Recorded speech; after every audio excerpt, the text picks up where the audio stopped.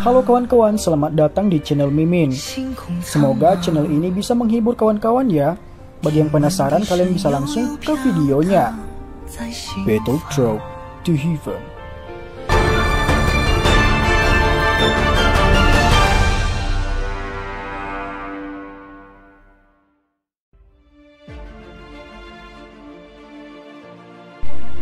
Melanjutkan dari cerita sebelumnya, pertarungan Yan Luotian dengan Xiaoyan. Sebuah ledakan menakutkan yang menggetarkan bumi segera terdengar. Pada saat ini energi liar dan keras yang menakutkan menyapu langit seperti tornado. Gelombang api menyebar dengan cara seperti riak sebelum kecepatannya tiba-tiba melonjak. Angin liar dan ganas yang terbawa oleh gelombang api menyapu dan menyebar ke tanah terbuka. Para ahli dari 3 sekte di udara terguncang oleh gelombang lotus api menakutkan itu, sampai wajah mereka agak pucat. Mata mereka masih memiliki rasa takut yang tersisa pada saat gelombang api itu menghilang. Ledakan seperti itu memang terlalu menakutkan. Dua sesepuh Mulan juga saling bertukar pandangan satu sama lain saat ini. Mata mereka agak lega di atas guncangan itu. Untung Xiaoyan tidak menggunakan teknik Dou yang menakutkan ketika mereka bertarung melawannya. Jika tidak, meskipun mereka memiliki keahlian 3 binatang buas, sepertinya mereka akan mengalami kesulitan menahan serangan yang menakutkan seperti itu. Tidak heran anak kecil ini bisa menjadi kepala aliansian. Dia memang memiliki kekuatan. Mereka berdua berbicara dengan lembut, sementara mereka menyeka keringat dingin dari dahi mereka sambil merasakan ketakutan yang berlama-lama. Aku penasaran, bagaimana dengan kondisi Yan Luotian? Namun dalam menghadapi ledakan energi yang menakutkan ini, dia pasti tidak akan berakhir dalam keadaan baik, meskipun dia adalah seorang elit Douzong. Sejumlah tatapan tak terhitung jumlahnya di medan pertempuran itu berhenti di awan api tebal di langit untuk sesaat. Setelah itu tatapan itu berbalik ke arah sosok yang jatuh di udara. Itu adalah orang yang telah melepaskan serangan mengerikan ini. Hai Bodong yang baru saja mundur ke sisi dinding juga menoleh dan melihat Xiaoyan jatuh pada saat ini. Dia segera tertegun sebelum melihat Xiaoding dan yang lainnya dengan senyum malu. Dia buru-buru membalikkan tubuhnya sekali lagi dan dengan cepat bergegas menuju Xiaoyan. Namun tubuh yang terakhir tiba-tiba pindah ketika dia mencapai tempat yang tidak jauh dari Xiaoyan. Namun sayap api ungu di punggung Xiaoyan diperpanjang sekali lagi. Setelah berjuang 2 kali, dia benar-benar sekali lagi berdiri di udara dengan susah payah. "Apakah kamu baik-baik saja?" tanya Hai Bodong. "Aku baik-baik saja, hanya saja aku merasa agak lelah. Energi yang dibuang benda itu terlalu besar." Xiaoyan melambaikan tangannya. Tindakan ini menarik luka-luka di tubuhnya. Dia mengambil 2 atau 3 botol giok dari cincin penyimpanannya, lalu mengambil pil dan meminumnya. "Kamu benar-benar nekat." Hai Bodong akhirnya berbicara dengan senyum pahit setelah melihat Xiaoyan menyelesaikan semua tindakannya. Tidak ada pilihan, wajar seseorang harus membayar harga untuk berurusan dengan seorang elit Douzong. Namun ini sudah jelas lebih baik dibandingkan dengan yang terakhir kali. Xiaoyan dengan ceroboh tertawa di hadapan Hai Bodong. Hai Bodong hanya bisa tertawa ketika dia mendengar tanggapan Xiaoyan. Namun, dia harus mengakui dalam hatinya bahwa Xiaoyan jauh lebih baik bila dibandingkan dengan waktu yang sebelumnya. Apakah orang itu sudah mati? Hai Bodong melemparkan tatapannya ke arah 3 awan api berwarna di langit, di mana sinar matahari bahkan tidak bisa bersinar ketika dia bertanya dengan ragu-ragu. Meskipun kekuatan dari Angry Buddha Lotus Flame luar biasa, tapi dia adalah elit Douzong. Secara alami akan sedikit lebih sulit untuk membunuhnya. Namun bukan tidak mungkin dia berakhir dengan luka serius atau bahkan lumpuh meskipun kesulitannya sekarat, ucap Xiaoyan sambil tertawa. Hai Bodong tersenyum ketika dia mendengar kata-kata Xiaoyan. Dia baru saja akan berbicara ketika awan api tebal memancarkan gelombang fluktuasi yang kuat. Sebuah lubang segera dibuat di awan api itu di depan sejumlah tatapan yang tak terhitung jumlahnya. Segera, cahaya emas redup bergegas keluar dari dalamnya. Seseorang bahkan dapat mendengar beberapa suara muntah darah selama waktu itu. Sosok yang keluar itu adalah Yan Luotian. dengan kondisi yang sangat menyedihkan. Seluruh tempat itu benar-benar sunyi ketika semua orang melihat Yan Luotian yang menyedihkan ini. Sesaat kemudian, sorak-sorai bumi tiba-tiba bergema di atas langit di atas benteng. Mereka sekali lagi menyaksikan pria muda ini menciptakan keajaiban lain dengan mata kepala mereka sendiri. Xiaoyan telah mengalahkan 3 tetua Mulan dan Yan Luotian dalam satu hari. Ini adalah 2 ahli Douzong. Sepertinya, pencapaian pertempuran besar sudah cukup untuk memungkinkan Xiaoyan menjadi terkenal di seluruh wilayah barat laut ini.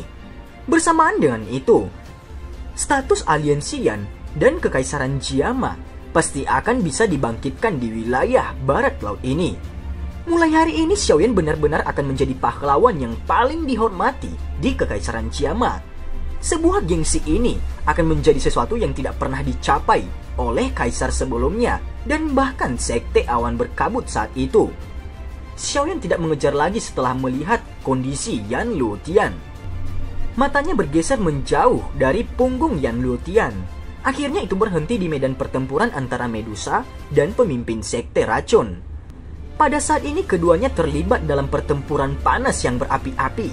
Bahkan ledakan teratai api sebelumnya tidak menyebabkan mereka teralihkan sama sekali. Tentu saja bukan karena mereka tidak dapat mendengar atau merasakannya. Mereka hanya tidak mampu untuk sedikit terganggu.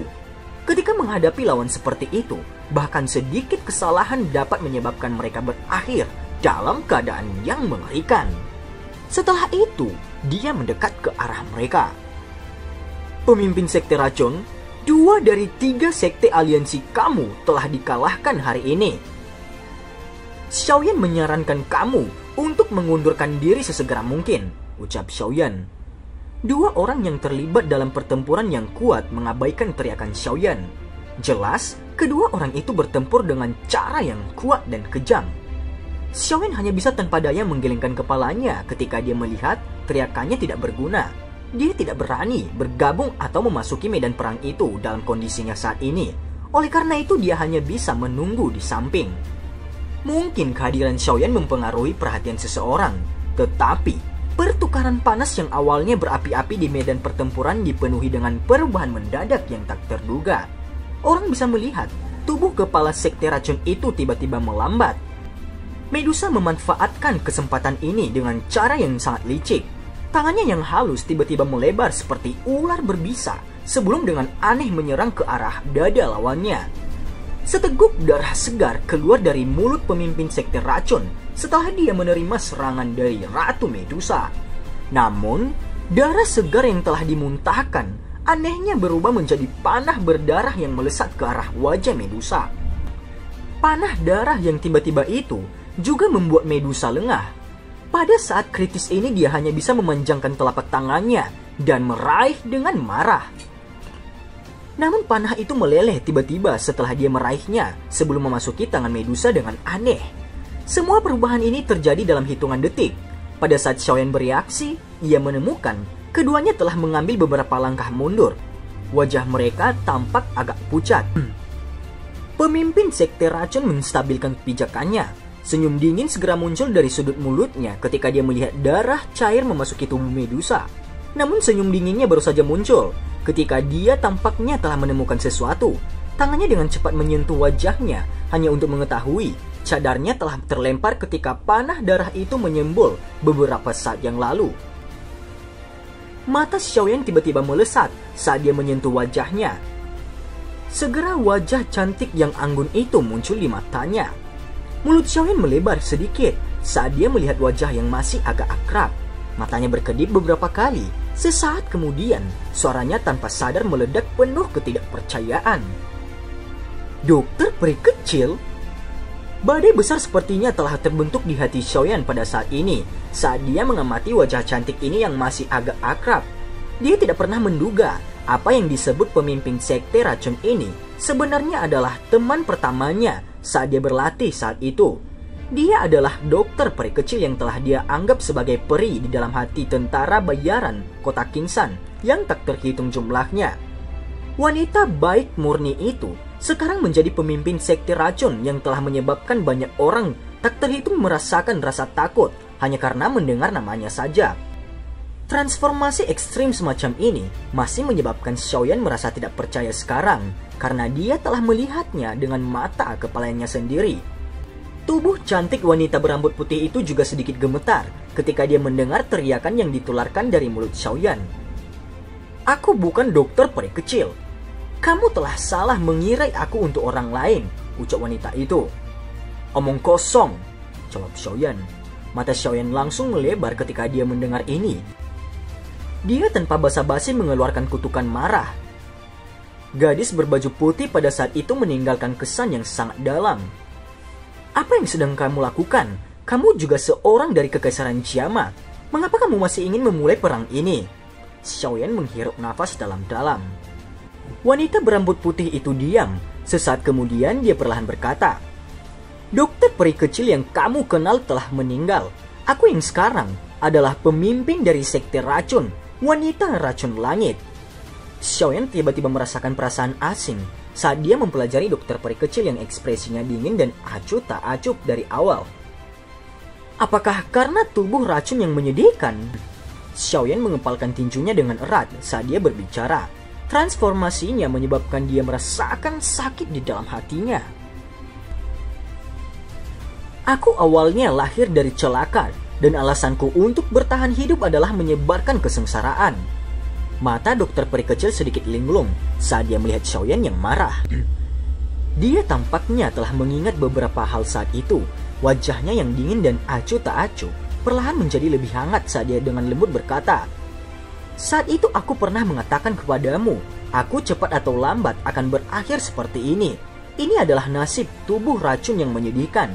Ini adalah terjadi di seluruh generasi," ucap wanita itu. "Ini bukannya tidak ada obat untuk tubuh racun menyedihkan. Kamu hanya membiarkan diri kamu jatuh." Xiaoyan dengan marah menegur dengan hati yang menyakitkan. "Siapapun yang menyentuhku saat ini, orang itu akan mati dengan cara paling menyedihkan di depanku. Kamu tidak memahami peristiwa yang telah terjadi padaku tahun-tahun ini." Wajah dokter peri kecil mengungkapkan kesepian.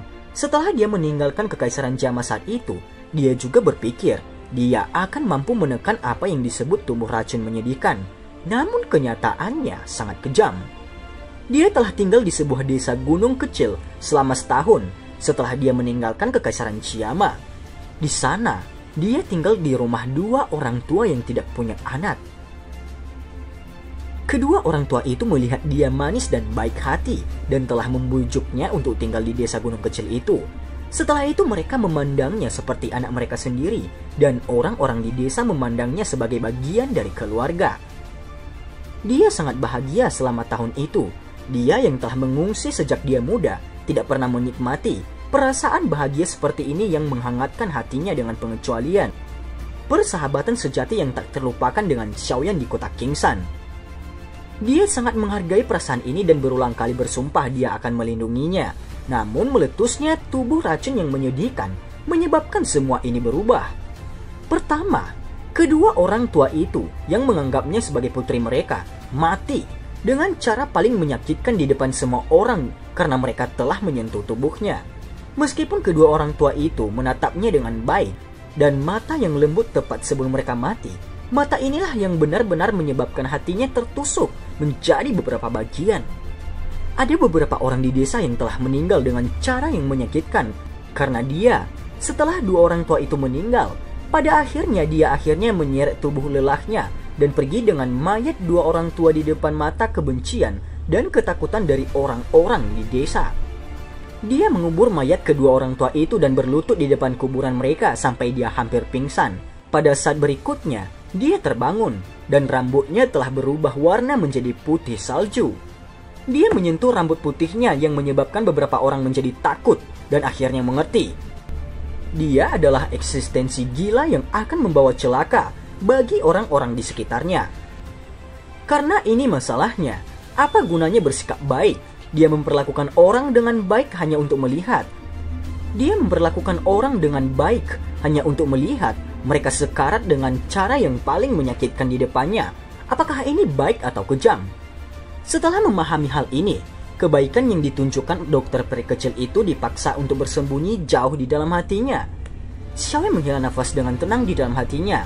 Hatinya juga tampak berantakan.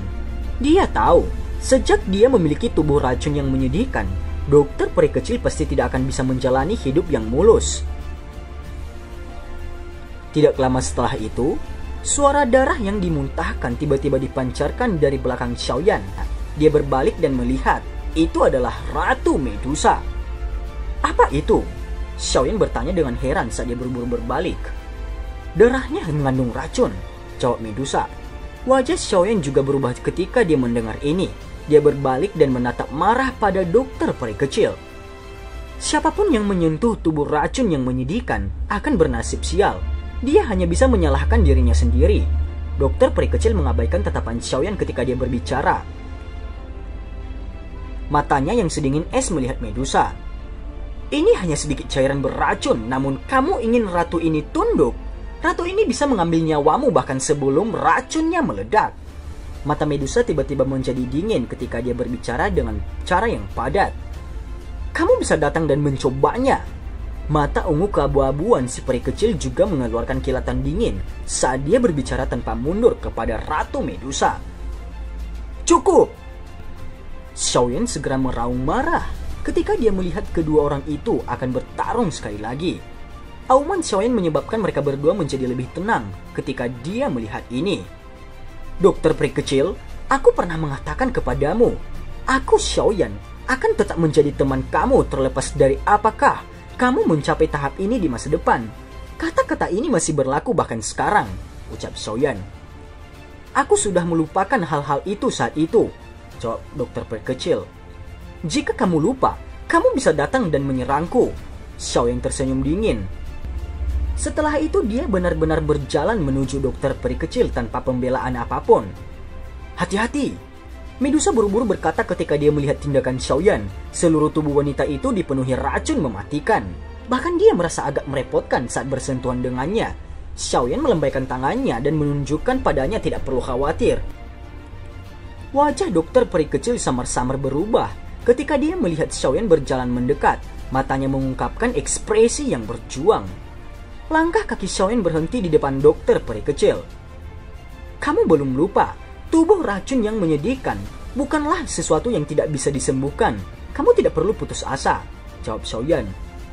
Betapa mudah untuk dikatakan. Sudut mulut dokter peri kecil mengungkapkan pandangan tragis. Dia lebih jelas tahu daripada siapapun tentang betapa mengerikannya tubuh racun yang menyedihkan. Xiaoyan merajut alisnya ketika dia melihat ekspresinya. Setelah itu, dia mengulurkan tangannya dan mencoba menyentuh wajah pucat putih dokter peri kecil. Namun yang terakhir berhati-hati. Dan dia buru-buru mundur beberapa langkah. Dia dengan tegas berteriak, "Apakah kamu mencari mati?" ucap dokter peri kecil. Aku hanya ingin memberitahumu, meskipun tubuh racun yang menyedihkan mungkin tidak biasa, itu bukan sesuatu yang dapat membunuh siapapun yang diinginkannya. Karena itu kamu tidak perlu menyerah pada diri sendiri. Selain itu, kamu sudah tidak lagi seperti gadis bodoh dari masa lalu. Dan aku juga bukan seperti Douze seperti waktu itu yang dipaksa untuk melarikan diri dengan sedih setelah dikejar oleh perusahaan tentara bayaran kecil. Xiaoyan tersenyum. Kakinya tergelincir dan dia muncul di samping dokter peri kecil. Tangannya bergerak dan meraih tangan dokter peri kecil.